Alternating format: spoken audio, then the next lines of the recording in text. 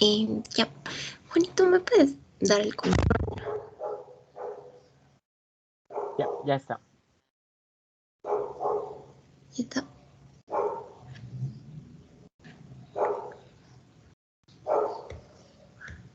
¿Le puedes proyectar? Digamos, hacerle en presentación.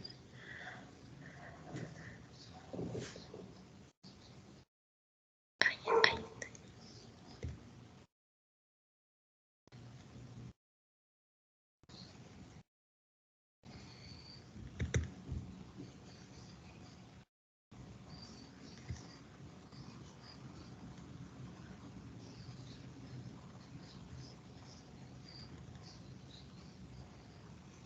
No le puedo hacer grande.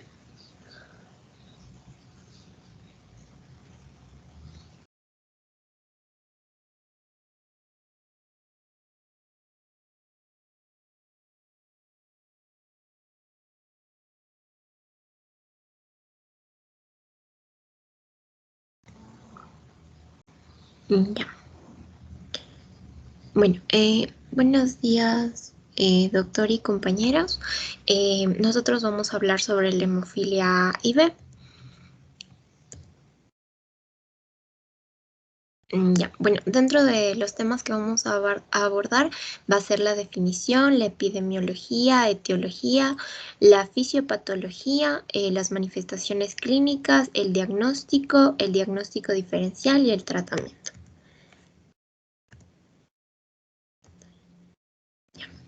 Entonces, bueno, primero vamos a contextualizar el tema en sí. Entonces, la hemofilia viene a ser un trastorno de la coagulación. Como nosotros sabemos, puede haber dos extremos en los trastornos de coagulación. Unas son las hemorragias y lo otro son las trombosis. Entonces, la hemofilia va a estar dentro del grupo de las hemorragias. Que esta en sí, bueno, de manera general se puede dar por el consumo de plaquetas y factores de coagulación o por la deficiencia de estas. Entonces, en sí, la hemofilia eh, es una deficiencia hereditaria de los factores de coagulación. Esta va a ser una enfermedad vinculada con el cromosoma X, que en sí va a estar causada por la deficiencia del factor 8 que va a ocasionar la hemofilia A y del factor 9 que ocasiona la hemofilia B.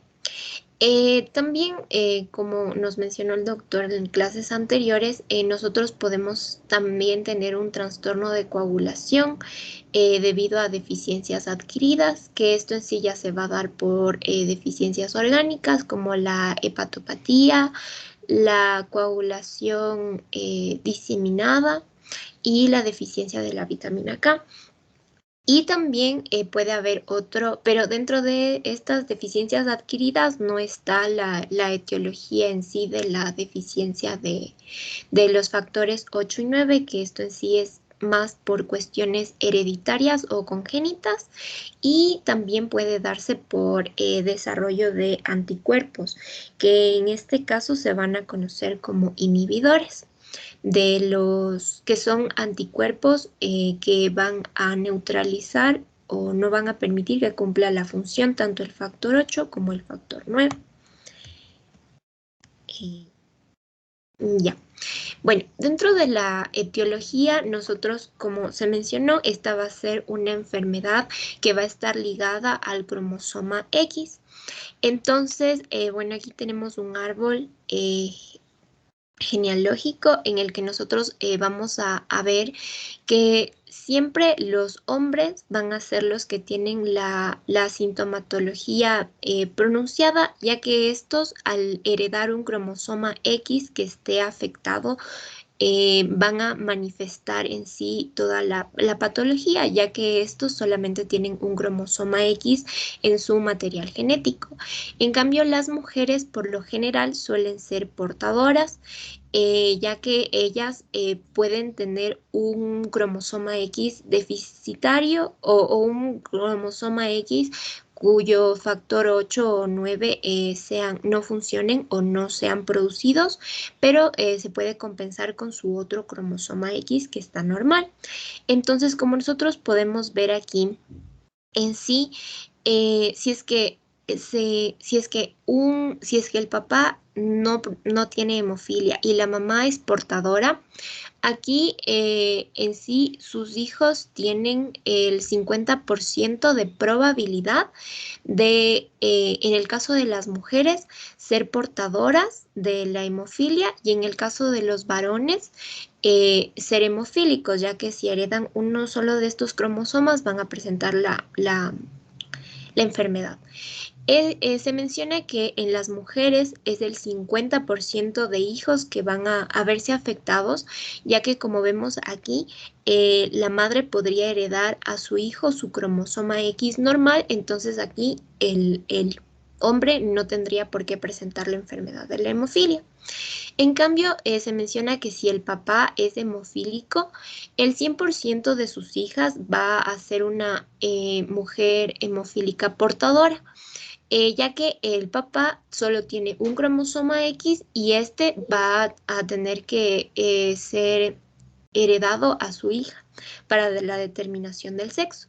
En cambio, el papá no va a afectar a sus hijos porque el cromosoma X no lo va a heredar él a ellos, sino su cromosoma Y, que no tiene ninguna afectación. Y bueno, aquí vemos en cambio si es que hay un padre hemofílico y una madre portadora, entonces aquí sus hijos tienen mucha mayor probabilidad. Eh, en este caso, la madre puede heredar a su hija y también a su hijo, y aquí van a estar afectados. Y aquí en este caso, si es que, y solamente se podría dar el caso de que una mujer es hemofílica cuando el padre y la madre le donan su cromosoma X afectado. Entonces, también es importante destacar que en su mayoría esta va a ser una patología hereditaria, pero también se ha visto que en el 30% de los casos esto se da sin antecedentes familiares, es decir, que en las mujeres se puede dar una mutación de novo y esto puede ocasionar que de ahí la descendencia tenga hemofilia. Ya, y bueno, aquí podemos ver otro en el que es prácticamente lo mismo que les expliqué, pero este es un diagrama que se suele utilizar en genética. Dentro de la etiología, nosotros tenemos que considerar qué sucede con el factor 8 y el factor 9. Entonces, como les mencioné, el factor 8 va a estar ubicado en el cromosoma X, específicamente en la banda citogenética XQ28. Bueno, esta es la posición. Entonces, solo para que se den una idea, este es en sí el cromosoma X. Entonces, el factor 8, el gen, va a estar ubicado en esta posición. Y dentro en esta parte de aquí, lo que les estoy mostrando solamente es el gen del factor 8, que en sí este va a estar compuesto por 26 axones. Entonces, aquí es muy importante entender esto porque también se van a comprender cómo son las alteraciones genéticas.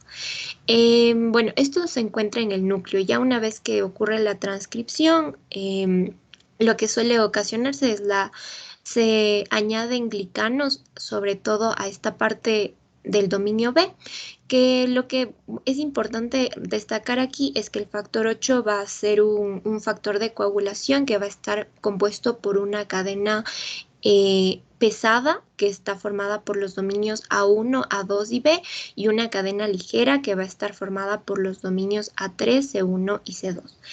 Esta va a ser un factor inactivado que va a activarse gracias a la escisión que genera la trombina.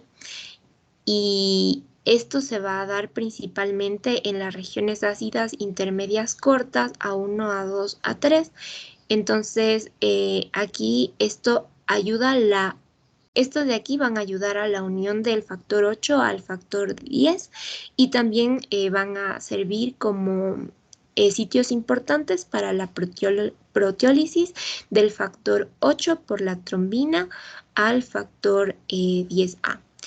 Y también es otra cosa importante que podemos destacar aquí es que una vez que cuando ya se secreta el factor 8 en sí de la célula endotelial, este se va a unir de forma no covalente al factor de von Willebrand a través de su cadena ligera, específicamente de los dominios C3 y C2.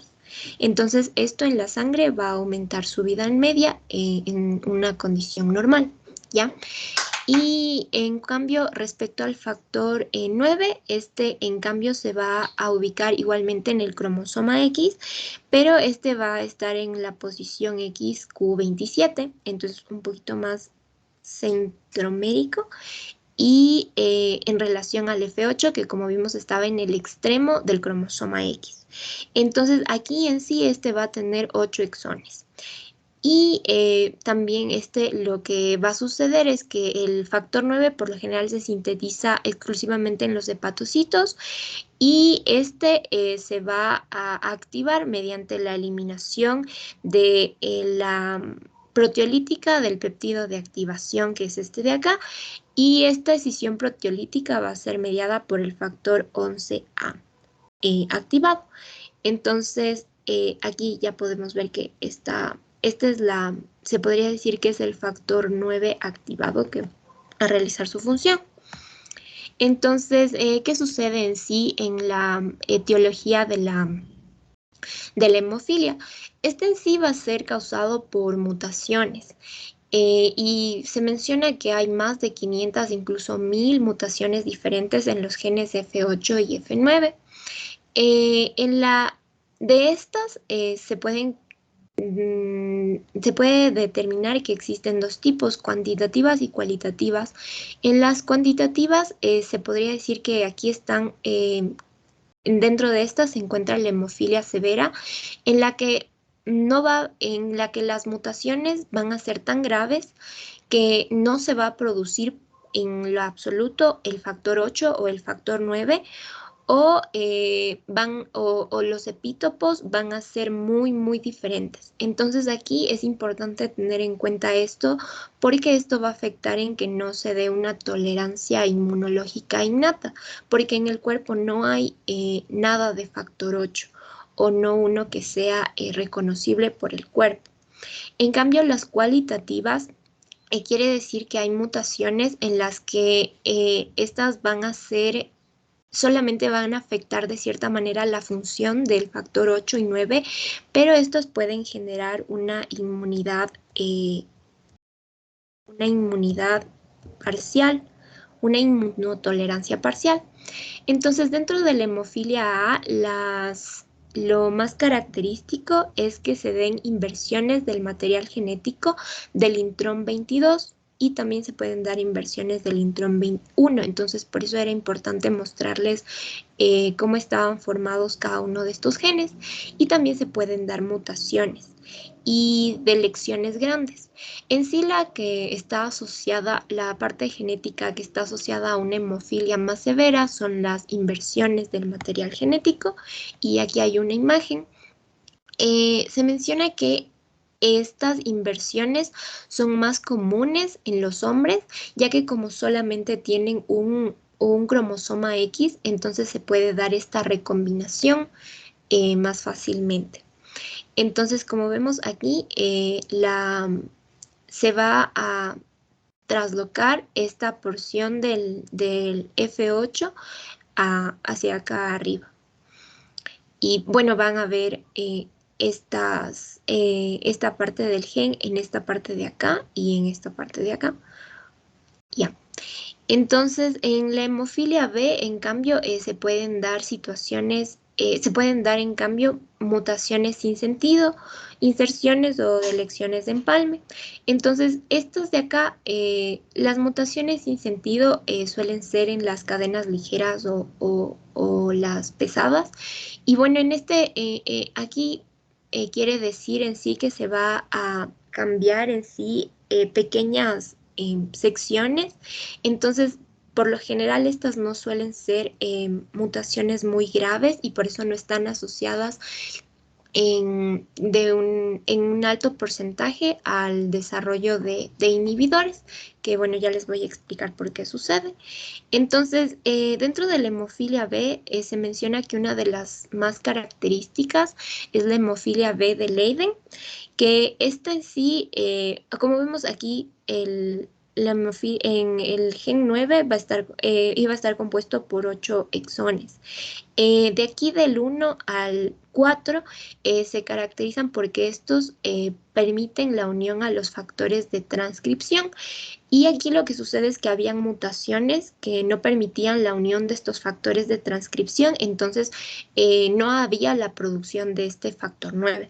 Pero en esta hemofilia B de Leiden, su característica es que puede haber una recuperación espontánea de los niveles de F9 después de la pubertad, y esto se va a dar principalmente por la acción de los andrógenos, porque estos, como es la testosterona, porque estos van a ayudar a la activación de estos codones a través de la unión de la testosterona con el receptor de andrógeno a esta secuencia análoga F9 que es promotora, es decir, que va a iniciar la transcripción. Entonces, por esta razón, se dice que después de la pubertad los niveles de este factor 9 podrían aumentar, y es una de las patologías más características de la hemofilia B. Ya. Dentro de la etiología de los inhibidores, como les mencioné, los inhibidores van a ser en sí autoanticuerpos. Estos, por lo general, van a ser de la inmunoglobulina G, especialmente de la subclase IgG4. Dentro de los factores de riesgo existen factores no modificables y modificables. Los no modificables se relacionan más con factores genéticos. Entonces se ha visto que se pueden desarrollar inhibidores con más frecuencia en la hemofilia severa. ¿Por qué sucede en la hemofilia severa? Es por la razón que les expliqué anteriormente, cuando hay una mutación muy grave que ocasiona que no se produzca absolutamente nada de factor 8, entonces nuestro sistema inmune no puede reconocer este. Y cabe destacar que la formación de estos inhibidores se va a dar después de que se inicie el tratamiento de reemplazo de estos factores del factor 8 y 9. Entonces, una vez que entran estos factores exógenos, nuestro sistema inmune los reconoce como extraños. Entonces, por esto en la hemofilia severa hay más recurrencia en esta formación de los inhibidores. Y aquí en este cuadro pueden ver cuáles son las mutaciones generalmente que tienen más riesgo de formar estos inhibidores. Una de las más importantes eran las inversiones del intrón 22 en la hemofilia A principalmente. Y también se menciona que es más frecuente en la hemofilia A porque una mutación importante es esta inversión, como les expliqué. También se menciona que son más frecuentes en mutaciones nulas, por la misma razón que les he estado repitiendo, que cuando la mutación no permite la producción de este factor 8, en este caso en la hemofilia A, entonces nuestro sistema inmune no va a reconocer para nada, y como recordaremos en inmunología, antes de nacer nosotros tenemos que generar tolerancia a varios de los factores o epítopos, más que nada, que van a formar parte de moléculas de varios componentes de nuestro cuerpo. Entonces, como aquí no hay nada, entonces no se va a generar esta tolerancia. También un factor de riesgo importante es la historia familiar de inhibidores, si es que hay antecedentes de hermanos, tíos con esto, y el paciente tiene hemofilia, nosotros tenemos que monitorear y es muy probable que el paciente vaya a desarrollar inhibidores. La etnia también es muy importante porque se ha visto que los afroamericanos y también los latinoamericanos tienen más probabilidad de desarrollar estos inhibidores en comparación con un grupo étnico blanco.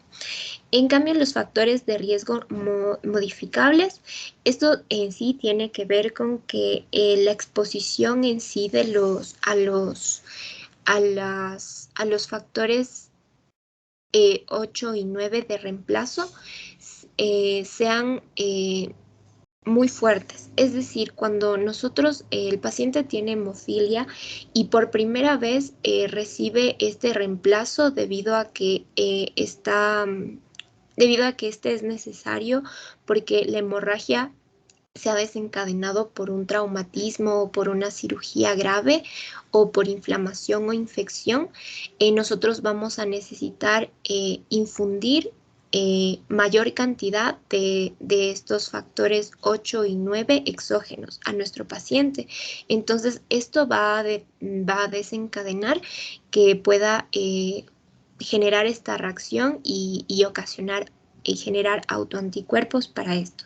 También hablan de exposiciones tempranas a cantidades altas de factor y aquí es algo un poco controversial en el sentido de que la exposición temprana se relaciona a que la hemofilia A cuando es severa se va a presentar desde la infancia, es decir, incluso desde que el bebé nace y en la lactancia nosotros vamos a ver que el bebé está irritable o desde que empieza a gatear o a caminar ya van a ver estos hematomas que por lo general son más profundos, afectación en las articulaciones.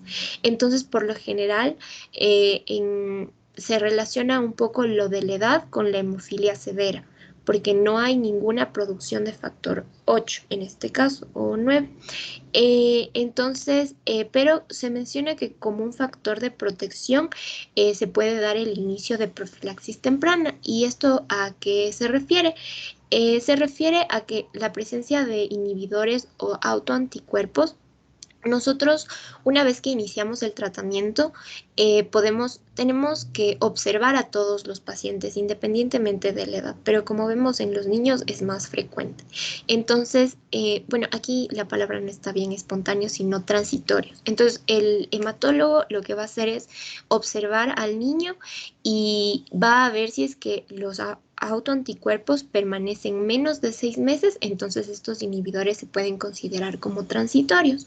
Pero si permanecen más de 6 meses, entonces estos inhibidores van a ser permanentes.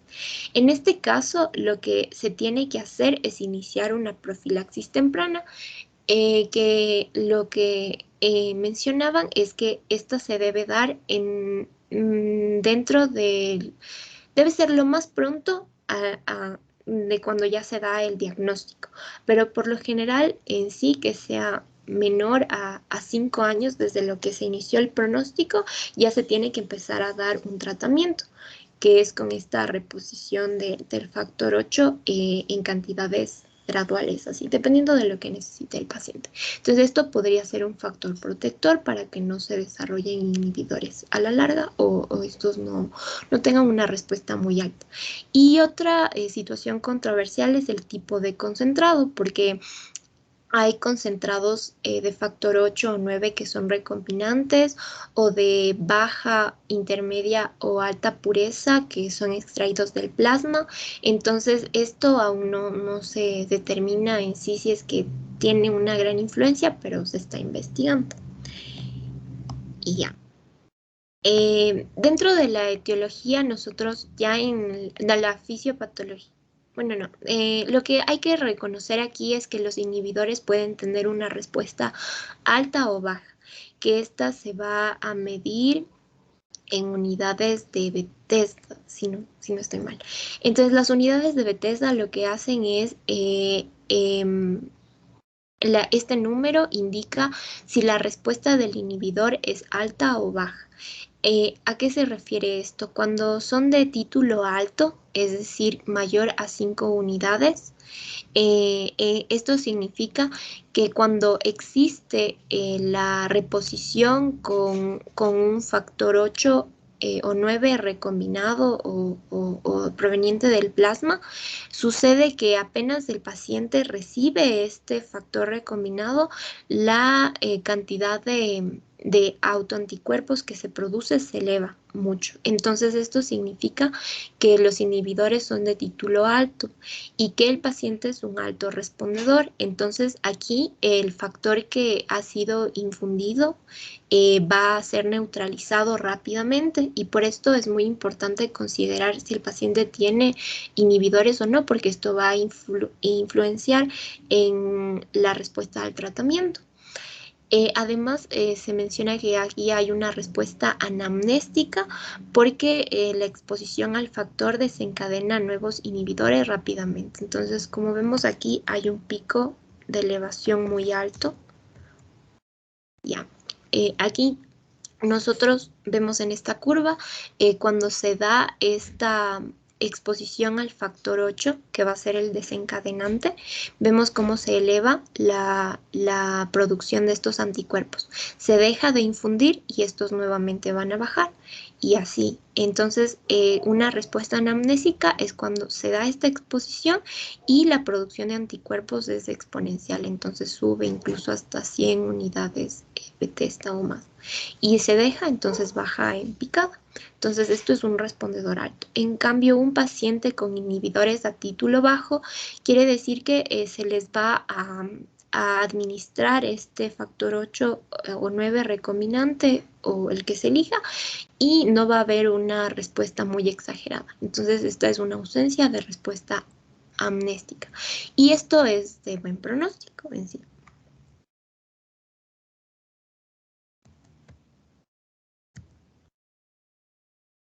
Ya, bueno, dentro de la epidemiología lo que nosotros debemos entender es que la hemofilia es de las enfermedades más comunes, seguidas de la enfermedad del factor de von Willebrand. Es la segunda más común en el mundo. Entonces, dentro de estas, como vemos, hay hemofilia A y B. El 80% de los casos va a ser hemofilia A, y dentro de estos, las 2/3 partes de las personas que son diagnosticadas con hemofilia A desarrollan la patología de una manera grave o severa. En cambio, en el 50% de los pacientes que tienen hemofilia B, estos van a generar una patología grave, que como vemos en la hemofilia A sería el 60% aproximadamente, y en la hemofilia B el 50%. ¿Y quiénes van a formar inhibidores? Dentro de estos, del 20 al 30% de las personas que tienen hemofilia A grave van a desarrollar estos inhibidores. El 5 al 10% de las personas que tienen hemofilia A moderada o leve van a formar estos inhibidores. Y en la hemofilia B, como es menos común, solo las personas que tienen hemofilia B grave van a formar, el 5% van a formar inhibidores. A nivel mundial, en sí los varones son los que van a presentar esta afección clínica, y esta suele ser más, y esta es más común. Entonces, 1 de cada 10.000 varones van a tener esta afección. Y las mujeres en sí solo son portadoras y asintomáticas. Entonces, por eso en ellas no se mide la prevalencia o incidencia, porque es muy difícil determinarlo a menos de que ya tienen la descendencia. Entonces aquí vamos a ver la prevalencia en sí. Como vemos, 1 en 5.000, y la más común es la del factor 8, que es la hemofilia A, y la menos común es la del factor 9, que es la hemofilia B.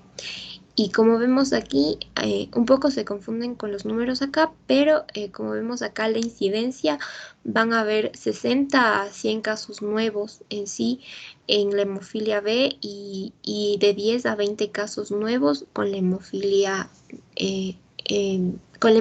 B, y de 60 a 100 con la hemofilia A, y 10 a 20 casos nuevos con la hemofilia B. Y aquí, como vemos, también un poco para la introducción, un poco más que nada relacionado a la fisiopatología, es que cuando nosotros vamos a realizar pruebas de laboratorio, lo que nosotros nos sirve es el tiempo de tromboplastina parcial, que es este de acá, no nos sirve en los otros, y les voy a explicar por qué. Ya, entonces dentro de esto, en la hemofilia, más que nada bueno, en la hemofilia en sí, como ya nos mencionó el doctor, va a haber una vía extrínseca y una vía intrínseca que en nuestro cuerpo en sí solamente se va a dar, en vivo se va a dar por la vía extrínseca, inicia por el factor 7, que es el factorístico. Entonces, pero para el laboratorio es importante considerar esto porque el tiempo de tromboplastina parcial va a estar medido exclusivamente en la vía extrínseca, que aquí se van a medir los factores que a nosotros nos interesan, como son la... Uy, no, discúlpenme. En sí, la vía intrínseca es la que se va a medir el tiempo de tromboplastina, que está en in vitro va a darse que en laboratorio se va a dar por la el contacto de la sangre con el tubo. Entonces, aquí nosotros vamos a ver que se va a medir en sí los factores que nos interesan, que es el factor 8 y el factor 9. Eh, entonces, cuando este tiempo se alarga, quiere decir que que aquí puede haber una deficiencia de estos factores. Y bueno, nosotros aquí de ahí complementando lo que sucede en nuestro cuerpo, básicamente en nosotros solamente se considera la vía extrínseca, que es en sí cuando hay un daño en el endotelio, aunque sabemos que la vía intrínseca se puede dar cuando existen ciertas sustancias como calcio en la sangre. Entonces, aquí nosotros vemos que in vitro lo que va a suceder es que in vitro lo que va a suceder es que hay un daño en el endotelio y se va a exponer el factor 7. Y este factor 7 puede activar tanto la vía común, que va a ser en el factor 10, como la vía intrínseca. Entonces aquí posteriormente se va a activar los factores de la cascada hasta la producción de la trombina, porque en sí se va a ver afectada este tiempo de tromboplastina parcial, porque el cofactor, el 8, principalmente es muy importante para la amplificación de la hemostasia. Esto va a ocurrir porque este se va a unir a una superficie de fosfolípidos procoagulantes, que por lo general esta va a ser la superficie de la plaqueta que está activada. Entonces aquí se va a unir el factor 8 y este va a ayudar a hacer un complejo intrínseco de tenaza. Es decir, que el factor 8 va a permitir el anclaje del factor 9 activado y esta va a actuar como una enzima que va a permitir que se active el factor 10. Entonces, esto va a ocasionar la amplificación de este proceso de coagulación. Y cuando esto no se da, entonces esta se queda truncada. Entonces, este complejo en sí lo que va a hacer es convertir la protrombina en trombina y así se va a seguir amplificando. Y sabemos también que la trombina luego va a activar al factor 8, entonces así se va a mantener la amplificación de la cadena, y si es que no hay este factor, entonces esto ya no va a funcionar y por eso se da este tiempo de tromboplastina parcial prolongado. Ya. Y ya dentro de la patología de la formación de los inhibidores, esta en sí se va a dar porque cuando nosotros, después de recibir la terapia de reemplazo de la terapia de reemplazo del factor de del factor con concentrados del factor 8 y 9, lo que sucede es que nuestro cuerpo la va a recibir como una sustancia extraña. Entonces, las células presentadoras de antígeno van a hacer endocitosis y, bueno, también de ahí se realiza una proteólisis para hacer la presentación del antígeno mediante el MHC. Entonces, este va a presentarle al linfocito T y este linfocito TCD4 va a recibir señales de coestimulación que van a ayudar a que se diferencie en un linfocito TH1 o TH2, que son los subtipos. Estos linfocitos lo que van a hacer es secretar citocinas, entre ellas la interleucina 4 y la interleucina 5 y 10, que lo que hacen es estimular a los linfocitos B y estos linfocitos B van a generar así la inmunoglobulina G4, que es la más característica de estos inhibidores. Y esto en sí sucede en la hemofilia A y B. Pero aquí en sí les presento un esquema de los dominios de la cadena ligera y pesada del factor 8, porque en sí puede haber mayor producción de autoanticuerpos que se unen exclusivamente a un epítopo.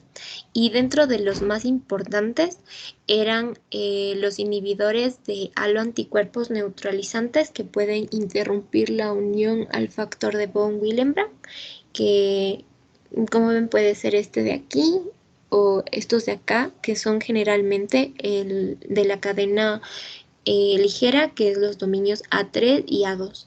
Entonces, esto es muy importante porque si bloquean la unión al factor de von Willebrand en la sangre, lo que van a hacer es disminuir la vida media de este factor 8 y también van a bloquear la activación de la trombina. Entonces, esta es una de las uniones que ocasionan igual más, son las más perjudiciales. Y otras también son las que interactúan con los dominios A2. ¿Y este por qué? Porque aquí es de la unión a este complejo tenaza que les presenté anteriormente, que ayuda a la amplificación de la hemostasia y de la coagulación. Entonces, estas son unas de las uniones más comunes de los anticuerpos y que va a estar relacionado a la lesión genética que estos presenten.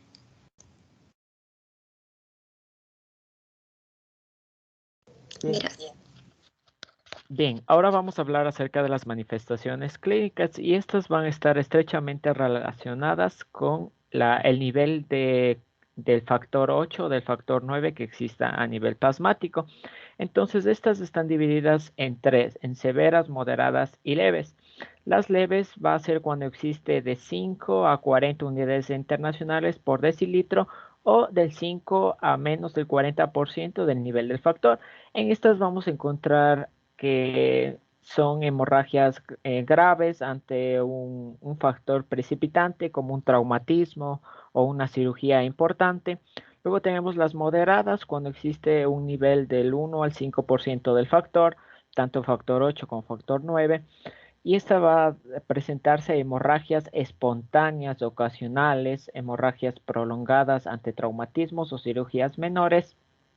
Y las severas, cuando existe un menos del 1% del nivel del factor, estas van a presentarse hemorragias espontáneas, principalmente en las articulaciones o en los compartimentos profundos de los músculos. Al igual que no hay ausencia de alteraciones hemostáticas identificables. Entonces, para subdividir las manifestaciones clínicas, va a ser, por ejemplo, en la severa va a ser un paciente generalmente pediátrico. La severa se detecta antes de los 2 años por las manifestaciones tan intensas que existen. La moderada va a ser el paciente adolescente que sangra espontáneamente, tal vez después de un trauma, después de un golpe. Y es muy importante detectar principalmente cuando se va a dar una intervención quirúrgica. Y la leve generalmente se detecta antes de los 60 años porque esta va a presentar problemas articulares o también es importante detectarla para procedimientos quirúrgicos. Entonces, las manifestaciones clínicas graves se va a presentar de un 70 a 80% en las articulaciones, va a presentarse una hemartrosis y esto es muy característico tanto de la hemofilia A como de la hemofilia B. Luego tenemos las hemorragias a nivel de los compartimentos profundos de los músculos de un 10 a un 20%. Tenemos hemorragias en las mucosas, en la boca, nariz, encías del 5 al 10%. Y también existen hemorragias que ponen en riesgo la vida del paciente. Generalmente esto se da únicamente en pacientes con una hemofilia severa. Son problemas gastrointestinales, de cuello, garganta e intracraneales. Los intracraneales se dan generalmente cuando está en un proceso de nacimiento, está el proceso de parto. Ahí se dan esas hemorragias intracraneales por ese proceso. Ya. Las manifestaciones clínicas pueden afectar articulaciones, músculos, el sistema genitourinario, el sistema nervioso y las mucosas. Puede afectar en sí a todos los sistemas del cuerpo y va a depender obviamente de la intensidad guarda relación con los niveles que existan de los factores. Entonces, la hemofilia grave suele detectarse durante los 2 primeros años de vida y es que los pacientes pediátricos presentan equimosis o hematomas después de una punción venosa o de las manipulaciones. Es muy importante saber diferenciar estas equimosis o hematomas producidos por hemofilia que producidas por golpes porque tienden a malinterpretarse y esto trae consecuencias. Entonces, los hematomas en estos pacientes pediátricos suelen ser superficiales y no existen factores precipitantes como golpes, caídas o roces con la ropa. La madre dice que especifica que estos hematomas aparecen de la nada, aparecen en zonas poco comunes del cuerpo como el tórax, las axilas, los antebrazos. También puede presentarse hemorragias durante la dentición y es normal que aparezca hemorragias durante la dentición, pero en las hemofilias la madre nos va a decir que le está saliendo los dientes a los niños, pero que la boca se le llena de sangre, es imparable. También existen lesiones en la lengua y en la cavidad bucal que no sanan como deberían. Y esto ya nos da ciertas pautas para nosotros pensar que se trata de una hemofilia. Durante la deambulación, las equimosis y los hematomas van a aumentar. Además, aparece hemartrosis y hemorragias musculares. Y es que los niños que están empezando a caminar se golpean y se da moretones, pero estos moretones no comprometen todo el músculo. Pero en cambio, con los niños con hemofilia, compromete gran superficie muscular. Además que las madres van a decir que al niño le duelen las rodillas, se agarra mucho las rodillas o se pone en cuclillas porque no puede ponerse en bipedestación, al igual que puede dolerle los hombros, etcétera. Y ya en una fase más adulta pueden observarse los siguientes síntomas, como son sangrado de boca y encías. El paciente va a decir que al momento que se lava los dientes le sale mucho, sangra mucho por las encías, o también presenta epistaxis. El paciente puede decirnos que de la nada o ante un trauma menor comienza a sangrar de manera desproporcional, al igual que, por ejemplo, en climas secos comienza a sangrar de la nada. Entonces esto ya nos da una pauta. También presenta equimosis que pueden estar muy extendidas. La equimosis puede ser ante un trauma menor, tal vez el paciente te dice, me golpeé en la silla o me cogieron fuerte del brazo y, y se presentó un hematoma desproporcional. Además, puede presentarse signos de anemia como palidez, taquicardia o hipotensión ortostática. Esto es generalmente cuando existe hemorragias profundas que no son detectadas a simple vista. Y algo muy característico de este tipo de las hemofilias son las hemartrosis, y es que son las complicaciones hemorrágicas más frecuentes. Se va a presentar en tobillos, rodillas, codos, generalmente donde existe carga de peso. Se va a presentar estas hematrosis, pero en sí, teóricamente puede presentarse en cualquier articulación. Estas son las más frecuentes en los tobillos o las rodillas y se va a presentar como, como vemos en la imagen superior derecha. Vemos la rodilla derecha del paciente que se encuentra tumefacción, puede encontrarse rubor, también se encuentra calor. Y vemos que esta alteración es unilateral, aunque puede presentarse bilateral, y esta es una causa importante de morbilidad, ya que el paciente no puede ponerse en bipedestación, no puede hacer ejercicio físico, prácticamente el paciente deja de mover la articulación. Esto es una complicación grave y frecuente, ya que el el médico puede recetarle antiinflamatorios o cualquier otro tipo de medicamentos y puede disminuir la tumefacción. Sin embargo, esta vuelve a aparecer nuevamente porque se trata de una complicación, se trataría de una hemartrosis. Entonces, esto poco a poco puede ir paralizando la articulación. También vemos que se presenta hematuria, es una manifestación frecuente, pero en su mayoría va a ser microscópica.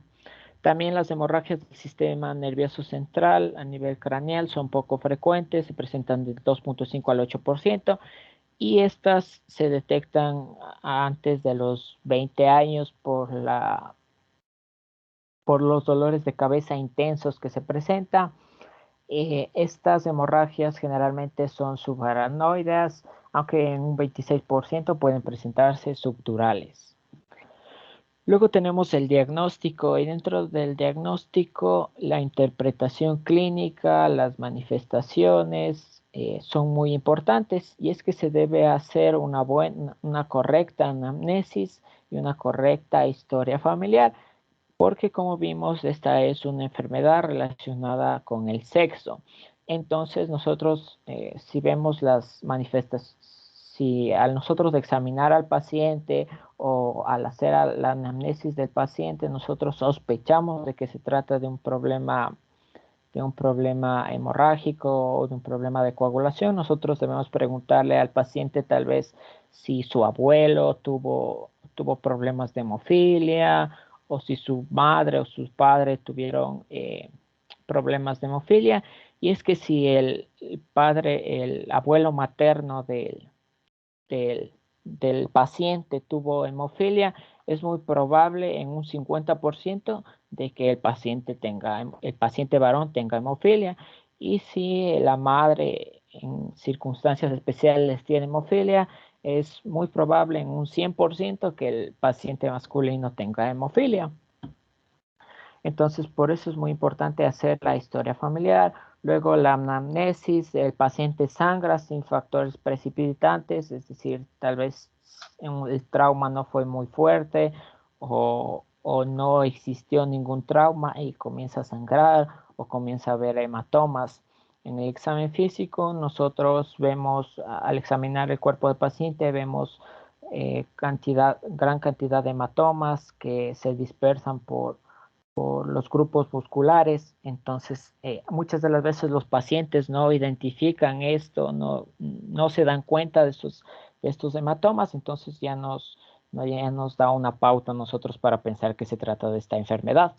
Luego, en los exámenes de laboratorio vamos a hacer el TP, el TTP, y dentro del laboratorio como ya dijo mi compañera, se debe hacer pruebas de laboratorio para examinar el TP, y dentro del TP vamos a ver que en la hemofilia A y B va a estar normal, al igual que en el factor de Pompe-Lebrun.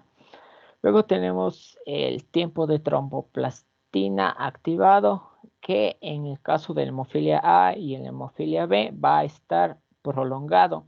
Y es que el tiempo de tromboplastina va a medir la capacidad de coagulación de los factores 8, 9, 11 y 12, por lo cual si está prolongado nos dice que hay una alteración en cualquiera de estos factores, y la hemofilia es causada, hemofilia A por déficit de factor 8 y hemofilia B por déficit de factor 9. Entonces, esta TTP va a estar activado. El tiempo de hemorragia va a estar normal en el caso de la hemofilia. El factor de von Willebrand va a estar prolongado, al igual que las anomalías plaquetarias. El conteo plaquetario, nosotros también debemos hacer un hemograma al paciente.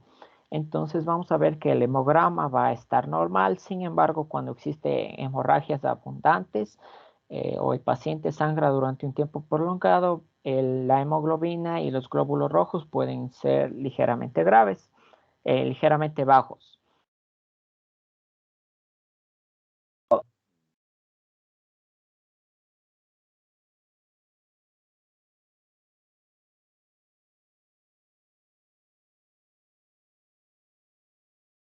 No se está escuchando. ¿Ahí sí se escucha? Muy bajito, Juan.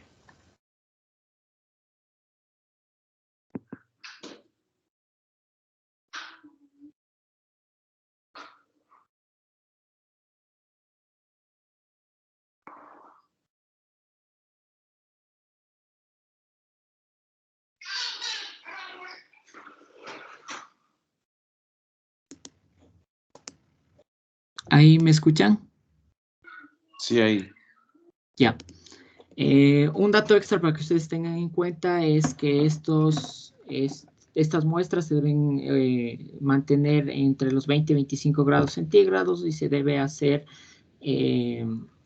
mantener por un tiempo igual o menor a 4 horas. Entonces, nosotros debemos hacer, como ya dijo el doctor en la clase pasada, debemos hacer una prueba, la prueba de la mezcla, en la cual nosotros obtenemos la muestra del paciente, una muestra normal y la muestra combinada, y las corremos para nosotros medir el TP y el TTP. Entonces, como vemos, la incubación con plasma normal debe ser 1:1. Si existe una corrección, nosotros decimos que es un déficit de factor. Si no existe una corrección, pensamos que se trataría de un inhibidor, generalmente de un autoanticuerpo. En el caso de la hemofilia, nosotros lo que nos interesa es el TTP activado, el tiempo de tromboplastina activado. Entonces vemos que en el paciente es de 88 segundos. En lo normal tenemos de 35 segundos. Generalmente lo normal es entre 30 a 40 segundos. Entonces vemos que el tiempo va a estar prolongado en un paciente con hemofilia. Y a nosotros, al combinar la muestra, la incubación combinada, vemos que da 42 segundos. Entonces nosotros utilizamos el índice de Rosner, que consiste en la fórmula que tenemos aquí. Entonces, si nos da menos del 10% es porque corrige, y si nos da más del 10% es que no corrige. Y en este ejemplo que tenemos aquí, si ustedes lo quieren realizar, se trataría de un paciente el cual corrige la muestra, por lo cual nos da a pensar que se trata de un déficit del factor. En el caso de que no corrigiera y la muestra tomada por nosotros da, por ejemplo, la mezcla que nosotros hicimos, la corremos y da más de 50 segundos, nosotros podremos pensar que no hay una corrección, por lo cual se trataría de un inhibidor. Ya, Luego de nosotros haber hecho la anterior prueba de la mezcla y el factor corrige, nosotros hacemos el ensayo de factor donde medimos el factor tanto 8 como el factor 9 para saber cuál de las dos hemofilias se trata. Y aquí les pongo nuevamente este cuadro para que ustedes vean cuál es el nivel de los factores. Y además que tengamos en cuenta la clasificación, que nosotros debemos clasificarlo en severa, moderada o leve. Y una vez hecho esto, si tal vez la muestra no corregía, nosotros debemos hacer el ensayo Bethesda modificado con Niemgen.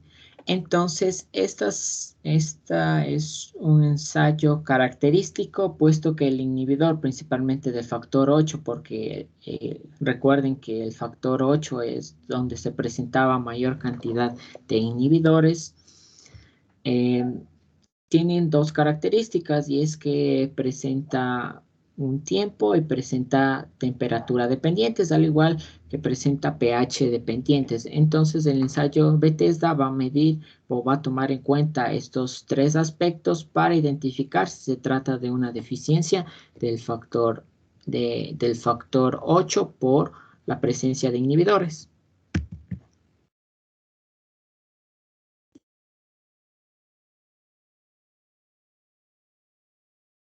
Bueno, ahora hablando del diagnóstico diferencial de la hemofilia, este debe hacerse principalmente con la enfermedad de von Willebrand. Primero, porque las concentraciones del factor 8 disminuyen tanto en la enfermedad de von Willebrand y también en la hemofilia. Y además con la similitud del cuadro clínico, que también es un factor para una confusión. Bien, a diferencia de la enfermedad de von Willebrand y la hemofilia, la enfermedad de von Willebrand es una alteración de la hemostasia primaria, mientras que la hemofilia es una alteración de la coagulación propiamente dicha.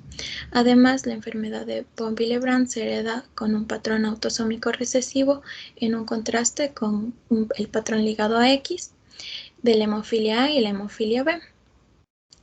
Y entonces aquí se requiere medir la actividad del factor de von Willebrand, el antígeno y su composición multimérica en pacientes con hemofilia A de diagnóstico reciente.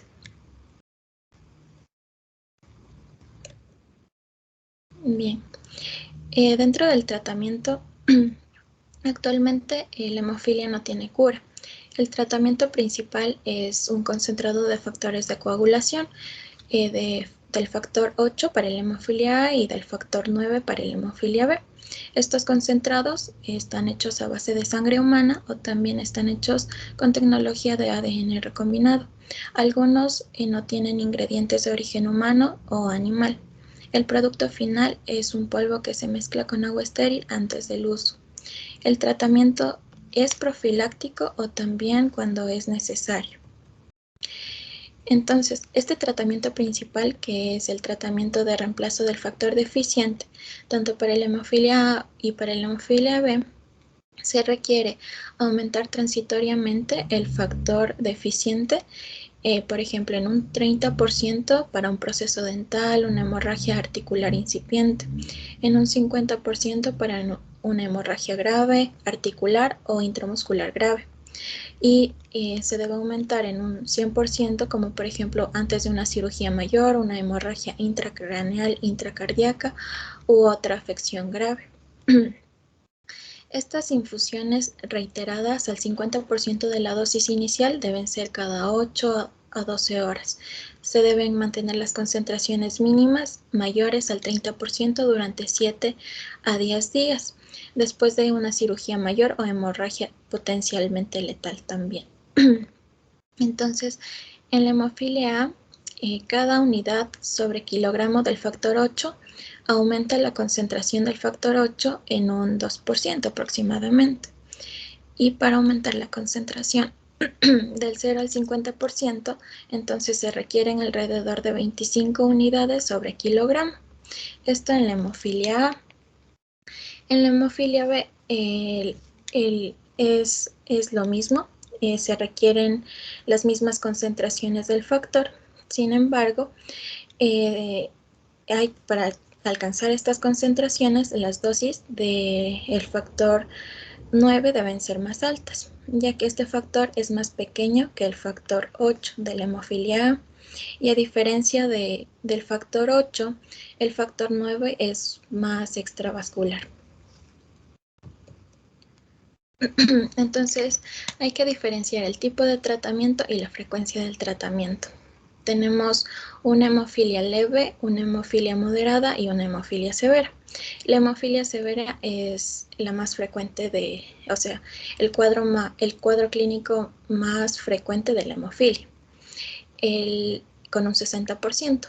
La hemofilia moderada está en un 15% y la hemofilia leve en un 25%. Entonces, la hemofilia va a ser prácticamente un problema de sangrado. Del 6 al 49% de los niveles normales del factor de coagulación se encuentran descendidos.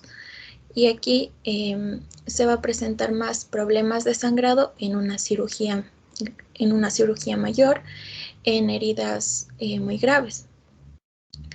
La hemofilia moderada, aquí se encuentran del 1 al 5% de los niveles normales de factores de coagulación.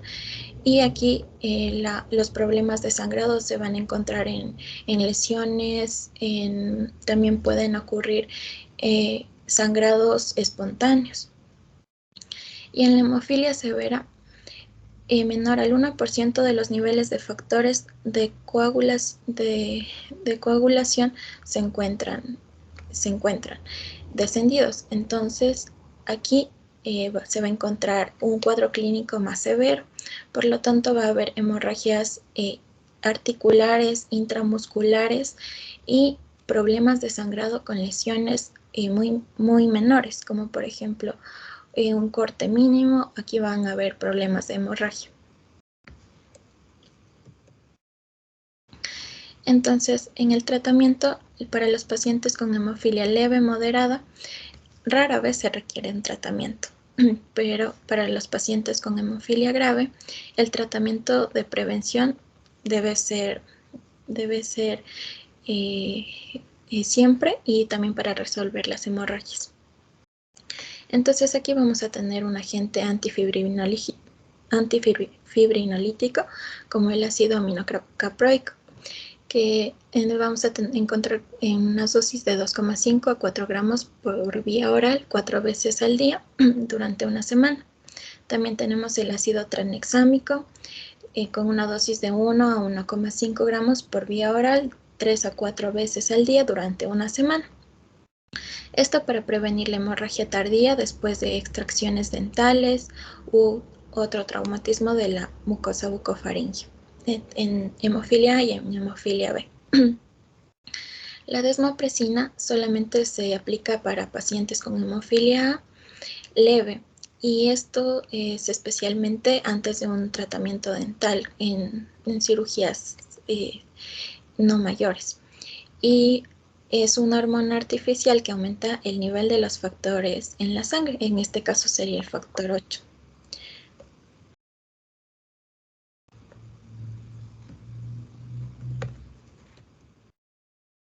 Bien.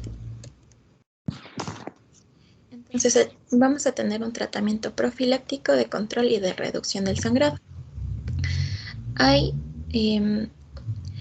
Hay tratamientos que, aprobados por la FDA, que son el Alprolix, esto es para la hemofilia B, el Rixuvix para la hemofilia B de igual manera, y el Novoict para la hemofilia A, aprobados por la dependencia.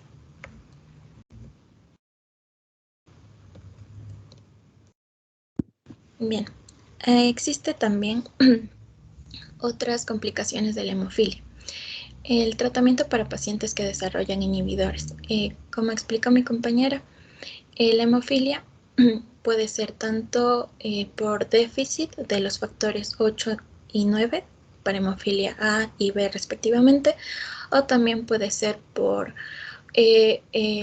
casos en los que no existe la producción de estos factores.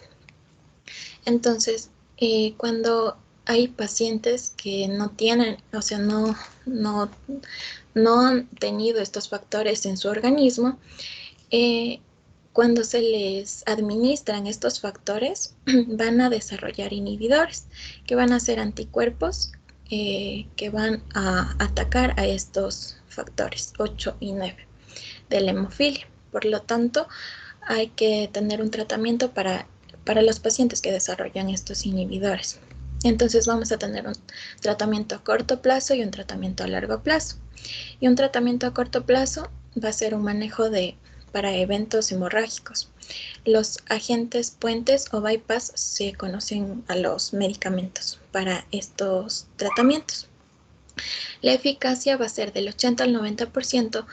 ¿Por qué? Porque esto es una complicación grave, entonces no sería tan, es algo grave.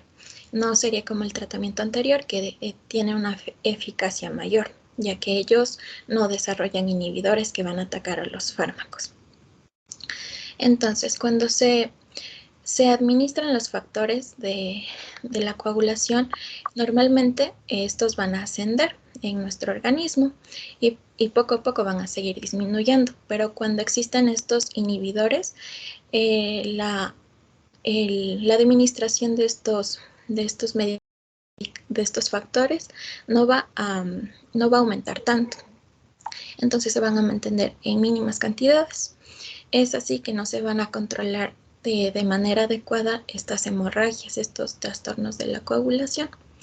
Entonces aquí vamos a tener un complejo como principales medicamentos para a corto plazo, un complejo protrombínico activado, cuyas dosis son del 50 al 100 unidades sobre kilogramo cada 8, 12 y 24 horas, o sea, 3 veces al día. La dosis máxima es de 200 unidades sobre kilogramo al día. Aquí vamos a tener el factor 8 recombinante activado y las primeras dosis van a ser de 90 a 120 microgramos sobre kilogramo cada factor 7, cada día de 1 a 3 horas.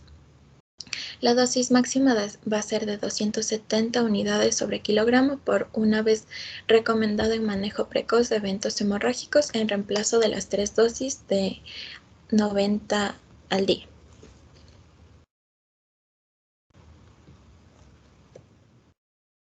Bien, otro de los manejos de estos eventos hemorrágicos, para otros medicamentos tenemos aquí el factor 7 y el factor 8. Estos van a ser útiles en pacientes con títulos de inhibidores menores a 5 unidades. Estas deben ser en dosis altas, especialmente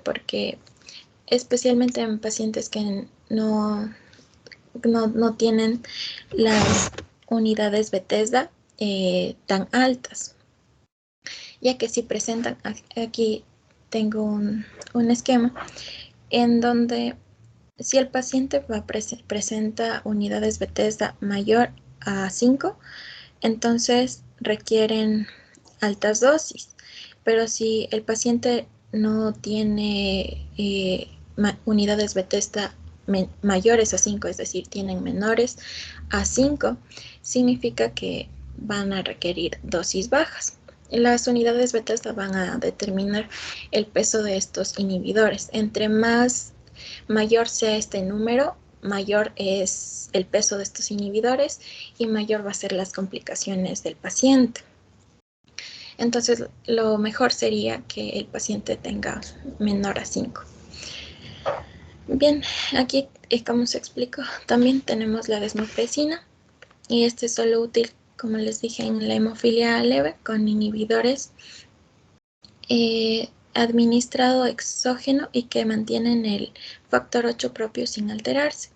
La dosis va a ser de 0,3 a 0,4 microgramos sobre kilogramo. Y también los antifibrinolíticos también son buenos aquí, como el ácido tranexámico en hemorragias de mucosas. Está contraindicado en hemorragias genitales. También es importante aquí el hielo, especialmente para las hemorragias primarias de 24 a 48 horas, o sea, y en episodios de hematomas y hemartrosis, para poder controlar estos problemas de sangrado.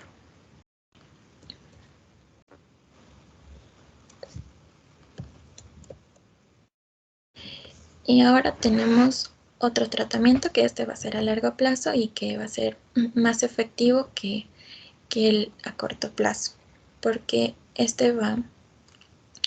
el tratamiento para los pacientes que desarrollan los inhibidores de igual manera, y va a ser la inmunoterapia, inmunotolerancia. Esta va a ser un tratamiento que busca que el sistema inmune del paciente acepte como propio el factor 8 y el factor 9 y no genere anticuerpos. El objetivo de este tratamiento va a ser restablecer la farmacocinética normal del factor administrado. Es decir, que los pacientes que tenían las dosis normales del factor 8 y factor 9 y que después desarrollaron anticuerpos y estos factores disminuyeron, que con este tratamiento de esto pasen nuevamente a esto y que los factores estén normales nuevamente. Aquí las dosis recomendadas van a ser de 25 unidades internacionales sobre kilogramo las dosis 3 veces al día, o si no, de 300 unidades internacionales sobre kilogramo cada día, todos los días. Estas infusiones periódicas sin interrupción administradas durante meses o años. Y el nivel de éxito de este tratamiento va a ser del 60 al 80% en la hemofilia A y del 30% en la hemofilia B. Es decir, que tienen un buen pronóstico más aquellos pacientes que tienen hemofilia A que aquellos que tienen hemofilia B. Y los predictores de éxito también son que necesita un título máximo histórico menor a 200 unidades Bethesda. El inicio de la inmunotolerancia debe ser antes de los 8 años de edad. Bueno, como predictor de éxito, entre más antes va a ser mejor. Y menos de 5 años entre diagnóstico de inhibidores e inicio de la inmunotolerancia. La inmunotolerancia sin interrupción también hay que recalcar, no debe ser interrumpida para tener un éxito en el tratamiento.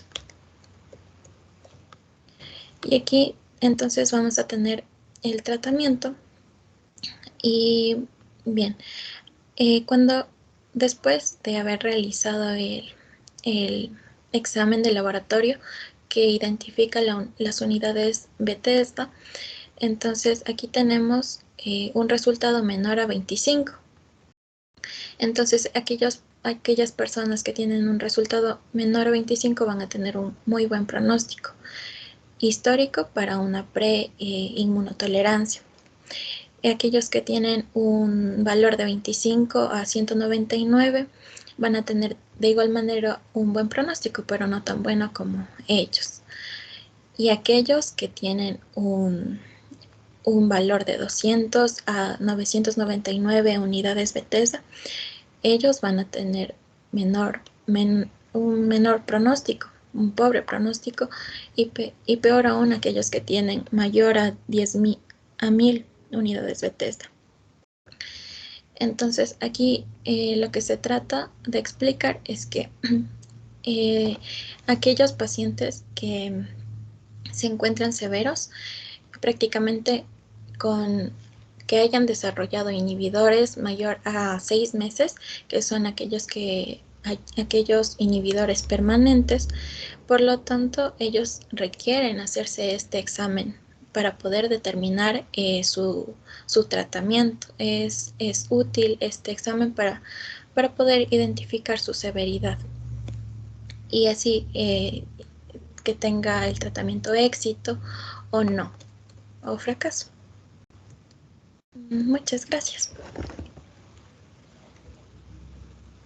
Bueno, John Calderón. ¿Cuál Sí, es la inversión más común?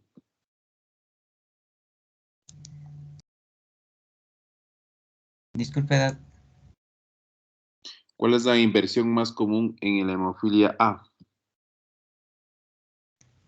Eh,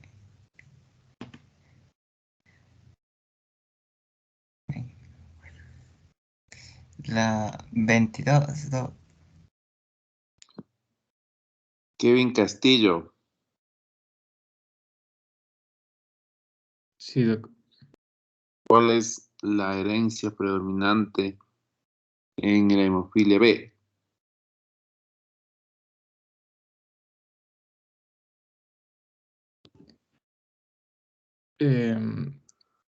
Era la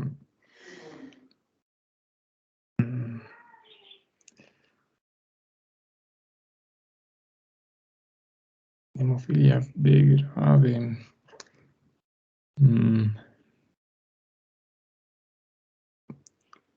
¿Cuál era la pregunta? ¿Cuál es la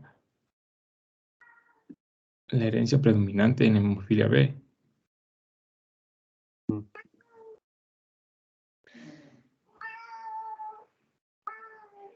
¿Se refiere a que la B es la grave o No, compañero, no. Mira, le hice estas preguntas por circunstancias. Tuvieron una exposición de más de 1 hora, ¿ya? Y les había comentado, y no porque yo sea loco, que las exposiciones no pueden ser ni menores de 20 minutos, pero tampoco pueden ser mayores de 30 minutos. Por una y simple y llana razón. Está demostrado que solo los 5 primeros minutos generalmente el auditorio atiende. Entre los 5 y 10 minutos, generalmente la atención ya cae a menos del 50%. Y más de 20 minutos, generalmente ya el 5% es el auditorio que generalmente alcanza a atender. ¿Ya? No sé por qué se llevaron un montón de tiempo, como les dije alguna vez. No puede ser tan simple, pero tampoco puede ser muy eso, porque van a ser ni hematólogos, ni siquiera van a ser médicos internistas. Muchas veces menos es más. Aquí no es a más, mejor, no. Aquí menos es más. ¿Entendido? No me gustó mucho porque se dieron un montón de tiempo y circunstancias que hacen que no podamos, ¿cómo le puedo decir? Atrapar nuestra atención. ¿Ya? Uno parece que no se reúnen ni se conversan entre los que van a exponer para decir, más o menos se dieran cuenta, bueno, ¿qué vas a dar tú? ¿Qué vas a dar tú? Y ahí se hubieran dado cuenta que la exposición estaba demasiado larga. ¿Entendido?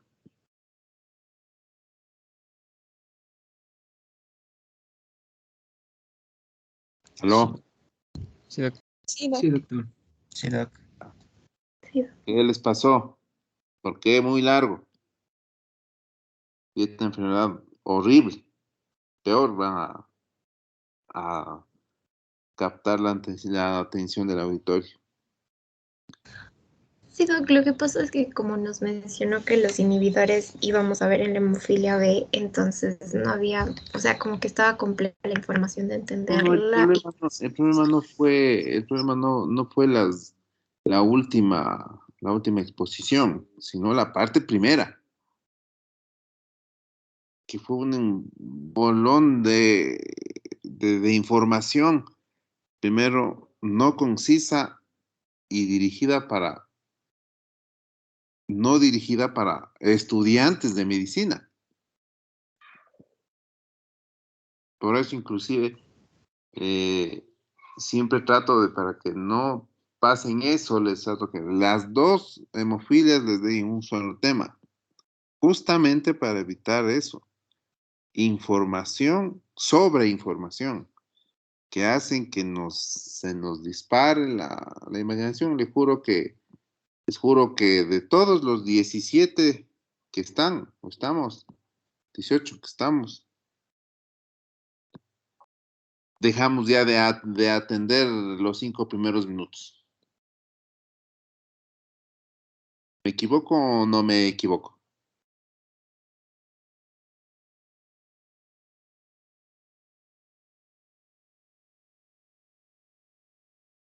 ¿Me equivoco o no me equivoco? No se ha equivocado. No me equivoco, porque yo bueno, no les puedo ver la carita, pero me acuerdo cuando habían los presenciales, les juro que al 7 minutos ya el 50% del auditorio se estaría dormido. Ahora no creo que se hayan dormido, pero les juro que inclusive ha de haber habido gente que empezó a ver otras cosas en el internet antes de seguir la... o sea, pero bueno, está bien, ya, ahora sí. Lastimosamente, media hora para dos temas, no creo que alcancemos. Así que atrás, por favor.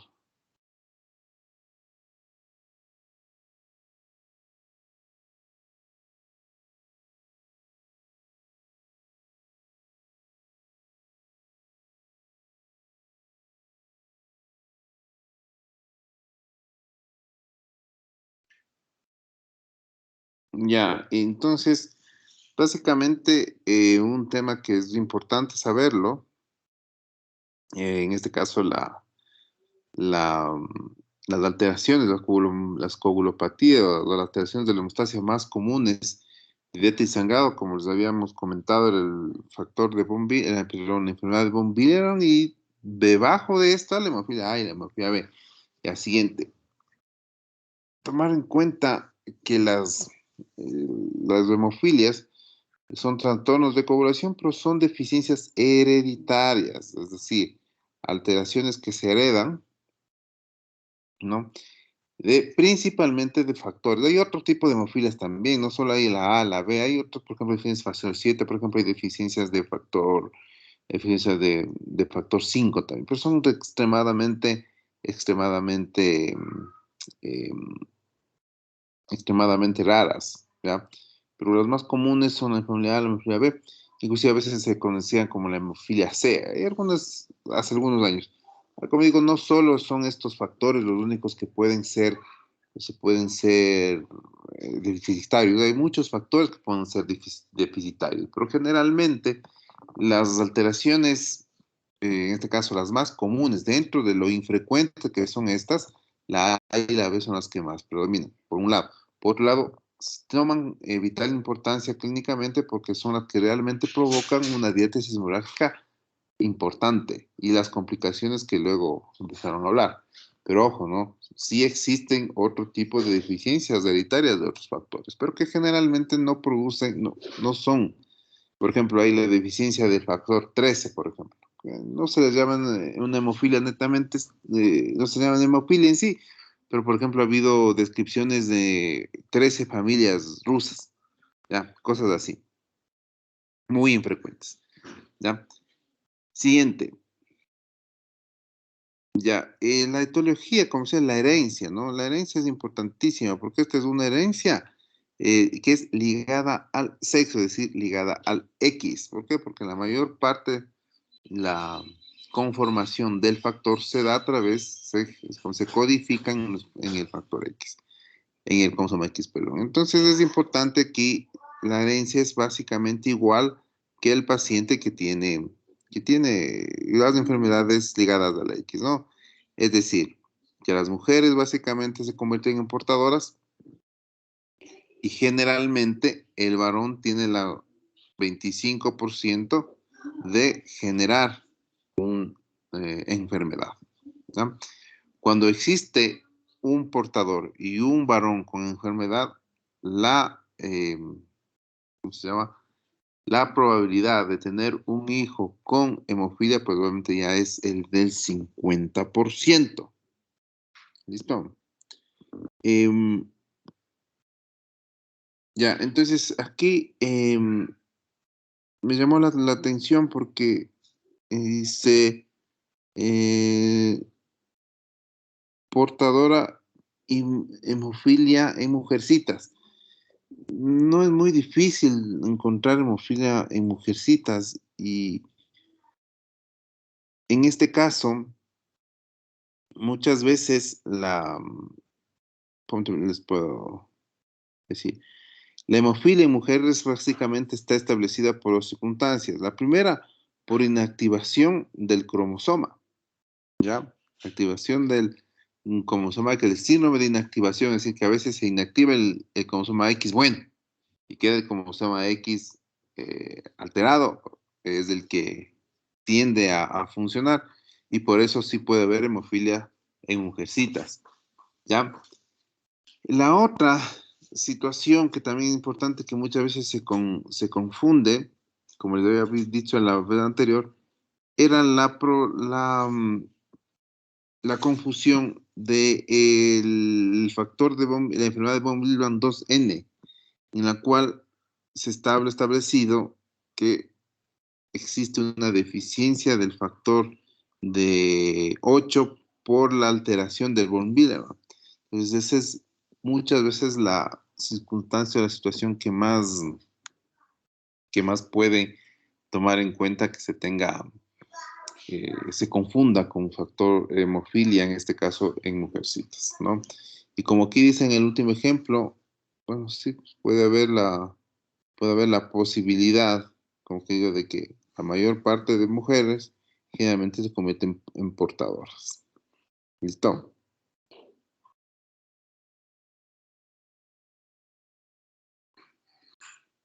Siguiente. Siguiente. Siguiente.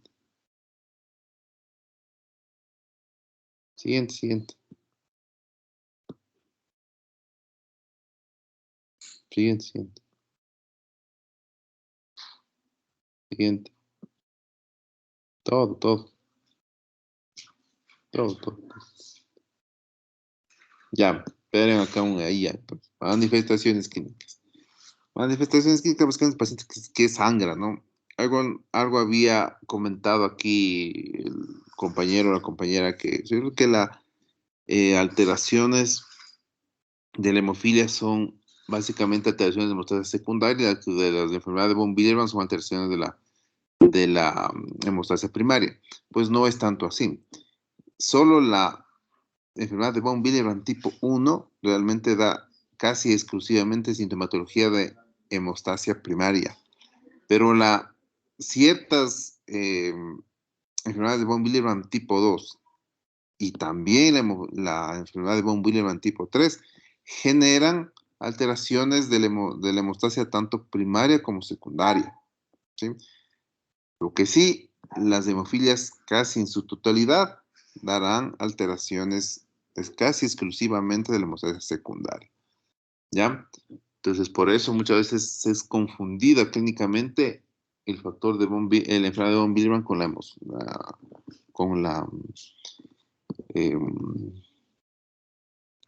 es? Con la hemofilia. Ya, entonces aquí es importante, ¿no? Cómo nosotros podemos estipular que es severa, moderada o leve las manifestaciones. Y obviamente son del tipo de sangrado. Siguiente. Ya, obviamente los sangrados, ¿no? Los sangrados, es difícil poder que se vaya, no darse cuenta de una clínica de este sentido. Siguiente. Ya, siguiente. Ya, en el diagnóstico, obviamente la historia familiar es importantísimo, ¿no? Obviamente decía, sí, familiares varones con alteraciones sanguíneas, exactamente es algo que hay que tomar en cuenta. La anamnesis, obviamente los sangrados. Examen físico, a ver, el típico, los hematomas y las hematrosis, lo que más generalmente se mira en los hemofílicos. No tanto así las petequias, no están presentes. El sangrado mucocutáneo es mucho menos frecuente que en sangrados profundos. Los exámenes de laboratorio, como siempre, el TP y el TTP, que generalmente están alterados. Le digo generalmente porque puede haber pacientes que no tienen alteraciones de los tiempos de coagulación. Siguiente. Ya, entonces básicamente lo que hay que tomar en cuenta es que, como dicen acá, ¿no? Cuando uno tiene el TP y el TTP prolongado, lo que se tiene que hacer es lo que hemos conversado, la corrección con plasma normal. Si la corrección con plasma normal no corrige, pero no corrige, entonces quiere decir que hay deficiencia y tenemos que dosificar los factores, principalmente el factor 8 y el factor 9. Es algo que es importante. Y como aquí dice, ¿no? Los niveles del factor. Severa cuando el nivel del factor o la actividad de factor es menor a 1%, moderada cuando tiene de 1 al 5% y leve cuando es mayor al 5%. Pero ojo que generalmente dice hasta el 40%. ¿Sí? Es verdad. Así que hemofilia solo se le estabiliza cuando los concentrados de factores son menores al 40%. La actividad de factor menor al 40%. Siguiente. Ojo con esto. Había dicho el compañero menor al 10%. No, no es menor al 10%. Es mayor, en este caso, para que no corrija, tiene que ser mayor al 15%. Y para que corrija, tiene que ser menor al 15%. ¿Por qué? Porque generalmente en este ejemplo, cuando hay una alteración importante del TTP, sí nos sirve un QDOF de 10%, pero cuando en otras alteraciones, cuando las prolongaciones no son tan importantes, no, el QDOF es muy pequeño, el de 10%, y se puede infraestimar los resultados. Por eso, cuando un paciente tiene una prolongación del TP que no es tan pronunciada, Luis Mejía. Sí, doc. Una preguntita, solo para que no se duerma. ¿Cuánto es lo normal de actividad de TP?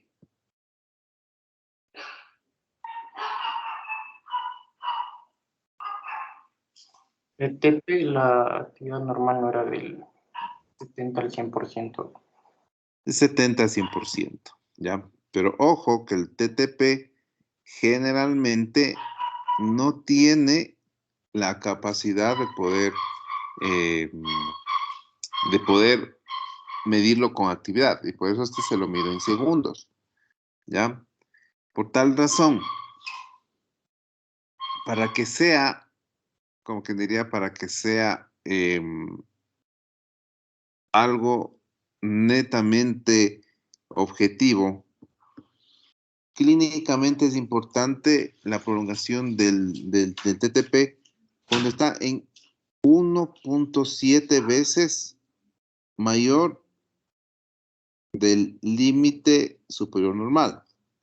Es decir, que si yo tengo un TTP que mis valores normales van digamos, del 20 al 40 segundos.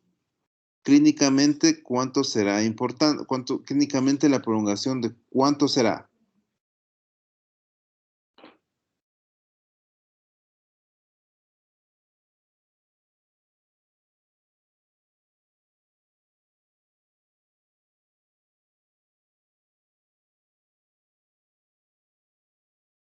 ¿Aló?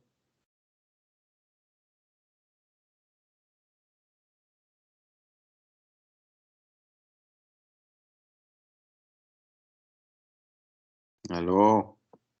Sí, Doc, en porcentaje, Doc. No puede ser en porcentaje, por eso estoy diciendo, el porcentaje utiliza solo en el TP, ya estoy en segundos. Y lo que hago es diciendo que clínicamente un TTP prolongado significa cuando está prolongado 1.7 segundos del valor normal superior del TTP. Si yo estoy diciendo que mis valores normales van entre 30 a 40 segundos, ¿cuánto yo pensaría que debería estar prolongado para decir que es relativamente significante su prolongación?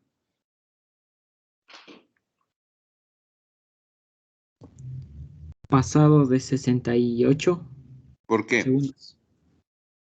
Porque porque clínicamente era significativo si sobrepasaba el límite por 1.7 y sobrepasa el límite a los 68 segundos. ¿Por qué? ¿Pero por qué?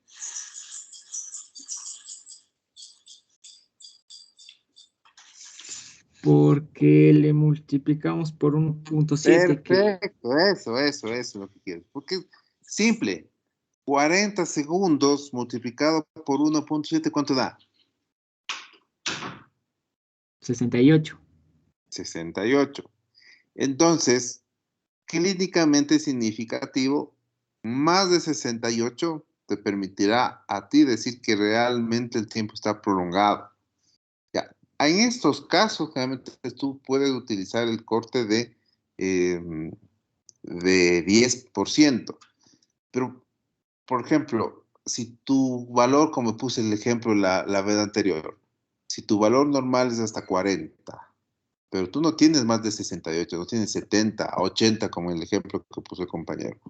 Tú tienes una prolongación de 56, por ejemplo. Ahí el valor de corte no es lo suficientemente importante. Puedes inferir normalidades cuando no lo son. Entonces, en estos casos, generalmente por esta razón, QDOC se le disminuye. ¿Ya? Se le disminuye en este caso, perdón, se le aumenta a 15%. Me da la idea que sacó este cuadrito, o sea, este QDOC de 10%, me da la idea es por lo que, en cambio, 10% sí se utiliza en los pacientes en los que uno se estudia inhibidores del factor 8 de 10, es decir, pacientes que ya estamos diagnosticados, pero para el diagnóstico no. Se puede inferir normalidad cuando no lo es. ¿Listo? ¿Me entendieron? Doctor, entonces lo normal del TTP es hasta 40 segundos. No. A ver, existen varios tipos de tromboplastinas.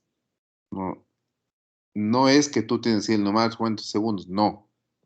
Normal de cómo el laboratorio te dé, porque varias tromboplastinas existen un montón y hay TTPs que pueden ir del 10 al 20, hay otros TTPs que te pueden dar de 20 a 30 y otros TTPs que pueden ir de 30 a 40. ¿Ya? Entonces el valor normal depende del reactivo de TTP que se tenga, porque hay muchas tromboplastinas.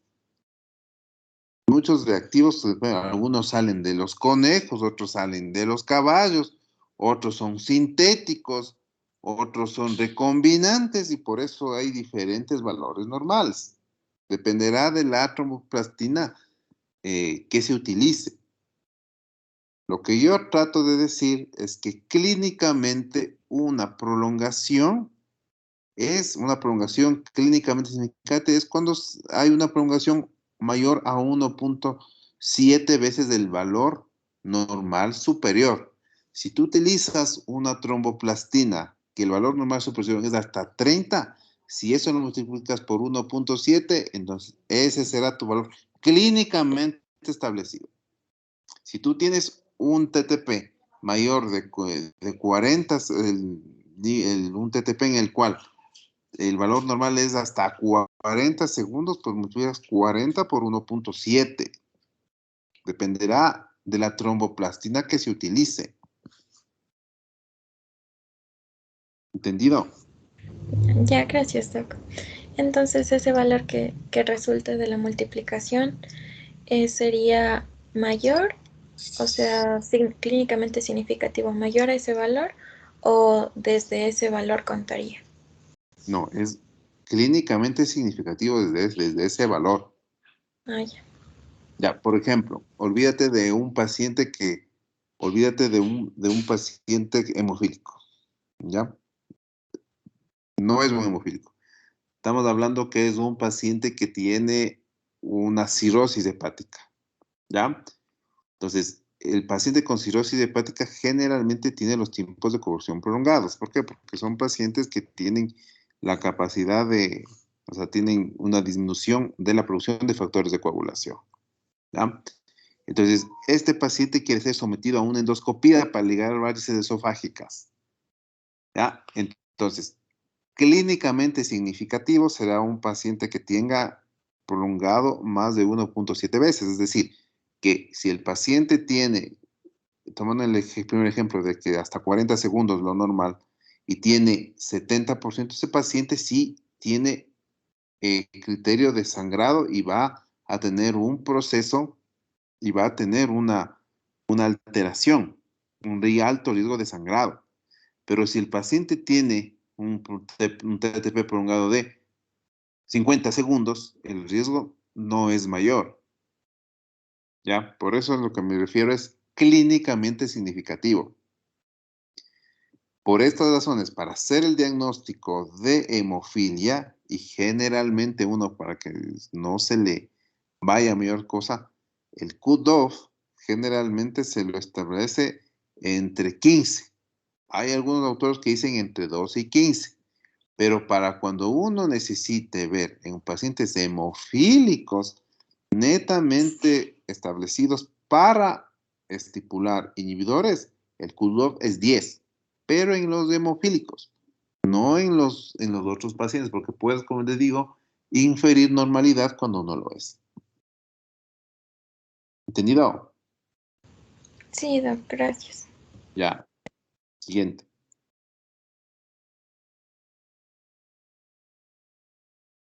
Ya, bueno, eso Ya, siguiente.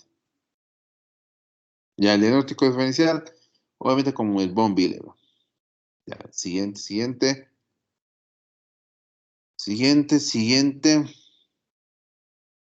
Ya, el tratamiento. El tratamiento generalmente hay dos formas. Las formas básicamente de tratamiento son las que son a demanda y las que son como profilaxis. Sí o sí, el paciente que tiene hemofilia severa, es decir, actividad de factores menor del 1%, este paciente generalmente tiene que tener profilaxis, es decir, administración de factores de coagulación, ya sea de 8 o 9, dependiendo del tipo de hemofilia, independientemente es que sangra o no. ¿Por qué? Porque al ser severo, las consecuencias pueden ser también muy severas. Y obviamente el paciente que tiene una hemofilia leve, es decir, con capacidad de actividad del factor entre 5 al 40%, pues básicamente este paciente no necesita es solo a demanda, es decir, solo en circunstancias de riesgo, como por ejemplo sangrados, como por ejemplo cirugías, esas cosas. El moderado ya es un poco medio un poco más difícil de establecer, que no saber si es que se le pone a profilaxis o si se le pone a demanda. Generalmente dependerá de la diátesis hemorrágica que los pacientes moderados puedan tener. Si a pesar de que tienen un factor de entre 1 y 5%, tienen una gran diátesis hemorrágica, es decir, se comportan como severos, pues deberán recibir profilaxis. Si es que no se comportan como severos, se comportan más como leves, pues pueden recibir a demanda. Generalmente, ¿hasta cuándo se les mantiene así? A los severos, generalmente, forever. A los moderados, generalmente la profilaxis es establecida hasta cuando termina su desarrollo y luego se les pasa a demanda. ¿Ya? Siguiente. Entonces, ya, ahí déjale un ratito. Ya, entonces hay que tomar en cuenta dos cosas. La hemofilia, para el tratamiento de la hemofilia, generalmente nosotros tenemos dos tipos de factores que se utilizan. Los recombinantes y los derivados. No, creo que está en el siguiente. En el siguiente. No, atrás. Nosotros necesitamos factores que son derivados tanto recombinantes como los derivados del plasma o los derivados plasmáticos. Es decir, que los derivados plasmáticos generalmente se obtiene de de las personas, de los pacientes que van a donar sangre. Y ahí se obtiene los hemoderivados, en este caso, factor 8, factor 9. ¿Ya?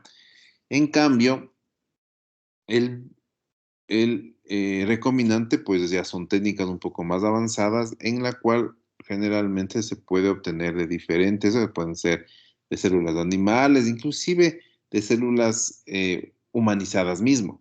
¿Ya? ¿Cuál es la diferencia entre el uno y el otro? Que obviamente el uno dependerá de la cantidad de de la cantidad de donantes que puedan existir. En cambio, los otros podemos tener una capacidad, pero ilimitada de producción. Las diferencias entre el uno y el otro. El primero, generalmente, bueno, ahora ya no tanto, pero antes había mucha incidencia de infecciones secundarias a las donaciones, como hepatitis A, hepatitis B, hepatitis C, inclusive, no, perdón, me equivoqué, no, hepatitis B, hepatitis C, inclusive el VIH. En cambio, el mayor problema de los recombinantes, por ser recombinantes, tienen la mayor capacidad de generar inhibidores de la coagulación. ¿Ya? Alguna vez, si tenemos tiempo, les contaré cuál es la verdadera historia de cómo nació el SIDA. Pero muchas veces el SIDA fue establecido antes de que se conozca como el VIH ni como el síndrome de deficiencia adquirida, de inmunodeficiencia adquirida. El SIDA se lo conocía como la inmunodepresión hemofílica, pero inmunodepresión, la inmunodeficiencia hemofílica. Se pensaba que el hemofílico, con el tiempo, por alguna circunstancia, producía una inmunodeficiencia y morían de esa manera. Pues no, pues obviamente se supo ya con el tiempo que los primeros pacientes con SIDA eran los hemofílicos. ¿Por qué? Porque morían porque se les inoculaba el virus del HIV, se les inoculaba al ponerles el factor. ¿Ya? Y ellos luego se supo eso y ya, con el tiempo se fue aclarando esa situación. Por eso ahora generalmente se intenta o se prefieren los factores de coagulación derivados de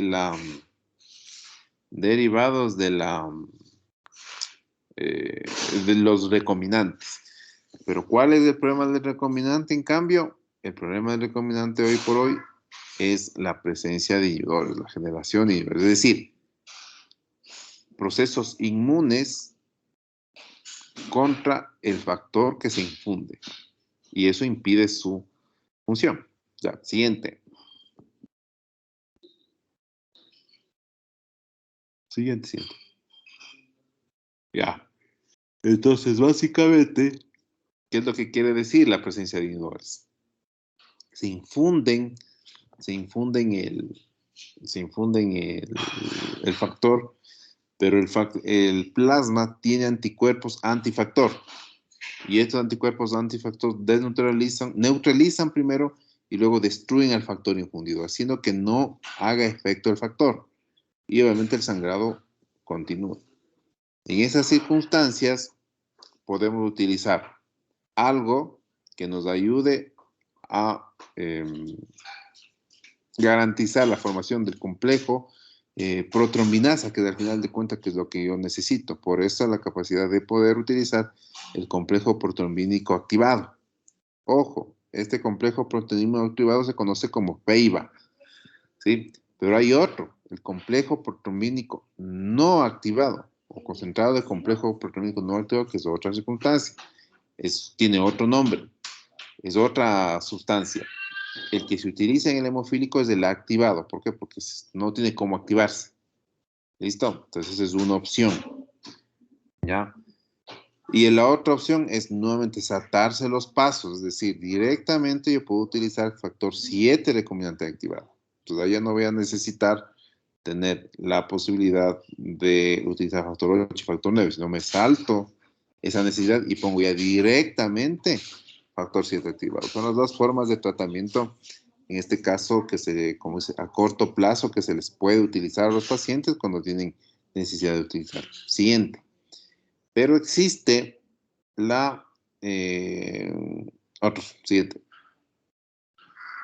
Existe, como que diría, el tratamiento de los inhibidores, el que generalmente se puede decir que maneja y puede erradicar estos inmunocomplejos, que básicamente es la terapia inmunológica o la inmunoterapia. que no es más de que es sobrecargar a dosis elevadísimas de factor para que se aclaren como quien diría, los anticuerpos y el cuerpo se acostumbre o intente o piense que esto está todo normal y deje de producir esos anticuerpos. Lastimosamente, esto sucede solo en el 30% de los pacientes. ¿Ya? Y básicamente se lo puede realizar máximo 1 o 2 veces. Cuando ya no hay respuesta entre 1 o 2 veces, pues el paciente se queda con inhibidores. Y ahí vienen otro tipo de tratamientos y manejos que podemos tener en cuenta. ¿Entendido? ¿Preguntas? Doctor, en esto de los tratamientos, tanto profiláctico como ya el uso de medicamentos o estas técnicas ya es para toda la vida. Claro, para toda la vida. Como te digo, esto no se va a curar. Existen algunas veces algunos estudios, una serie de reportes que muchas veces el paciente hemofílico ha llegado a una curación con trasplante hepático, pero no son extendidos porque primero, lo que es un trasplante hepático, importante, ¿no? Y lo segundo, ¿cuántos hígados podemos tener nosotros para trasplantar? Pero generalmente pueden ser curados con trasplante hepático, en teoría. No es algo establecido, pero sí hay reportes de casos que se puede curar con trasplante hepático. Por tal razón, la deficiencia será para toda la vida. El paciente que tiene hemofilia severa, pues tiene que recibir profilaxis forever, porque ellos sangran y ponen su vida en riesgo al momento de sangrar. Por eso tienen que ser netamente para toda la vida. Los que tienen demanda en este caso, pues básicamente tienen que tener esta demanda a sí mismo de por vida, es decir, me sangro y me pongo, sangro y me pongo, en caso de... La idea de la profilaxis en pacientes moderados, en cambio, está establecido hasta la posibilidad de que el paciente cumpla más o menos entre los 18 años, es decir, hasta cuando el desarrollo haya terminado. ¿Por qué? Porque es donde más alteraciones, las hemartrosis y las artropatías hemofílicas se dan, es justamente en el periodo de crecimiento. Posteriormente, pueden ser ya pasados solo a demanda, ¿ya? Pero en teoría, para toda la vida. Listo.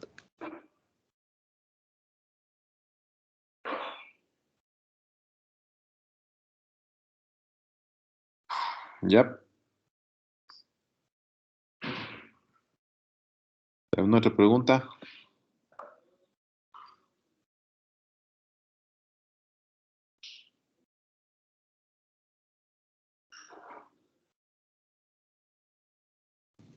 Bueno, si no hay nada más, entonces una lástima que no podamos ver lo que está establecido, ¿no? La trombofilia y el síndrome antifosfolipídico. ¿Tienen clases? A las 10, doc.